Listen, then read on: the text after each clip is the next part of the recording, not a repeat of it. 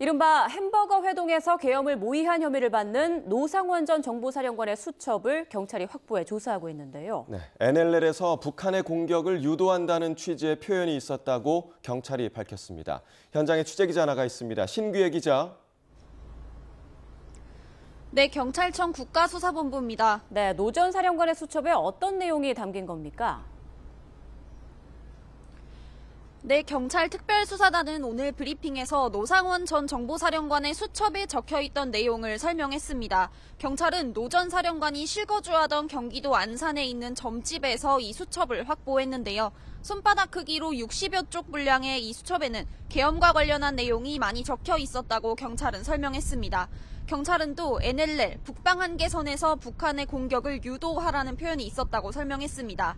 다만 실제로 NLL에서 북한의 공격을 유도한 행위가 있었는지는 확인되지 않는다고 말했습니다.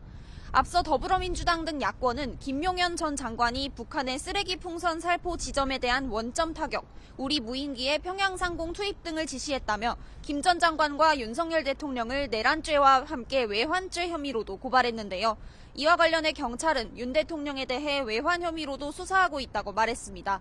경찰은 이 수첩에 국회 봉쇄라는 표현이 있었고 정치인과 언론인, 종교인, 노조, 판사 등을 수거 대상으로 표현했다고 말했습니다. 경찰은 수거는 체포라는 의미로 해석된다고 설명했습니다. 또 대상자들의 수용 및 처리 방법에 대한 언급도 있었다며 일부는 실명이 적혀 있었다고도 밝혔습니다. 노 전 사령관을 중심으로 한 이른바 햄버거 회동의 전모도 드러나고 있다고요?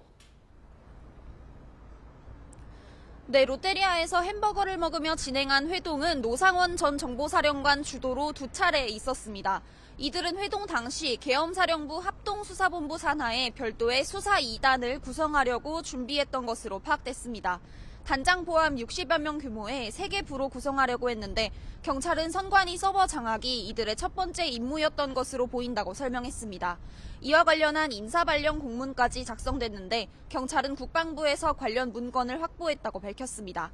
현재 내란 및 직권남용 혐의로 피의자 입건된 군 관계자 15명도 이 명단에 포함된 것으로 전해졌습니다. 네, 윤 대통령에 대한 수사 진행 상황은 어떻습니까?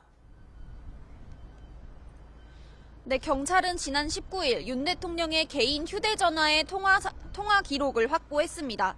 비화폰, 즉 보안폰이 아닌 일반 휴대전화인데 실제 윤 대통령이 사용했던 것으로 확인됐습니다.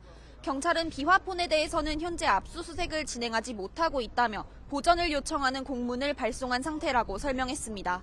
또 윤 대통령이 소환에 불응한다면 체포영장과 구속영장 신청 가운데 어느 쪽에 무게를 두고 있느냐는 기자단의 질문에는 공수처와 협의 중이라고 답변했습니다. 지금까지 경찰청 국가수사본부에서 YTN 신기혜입니다.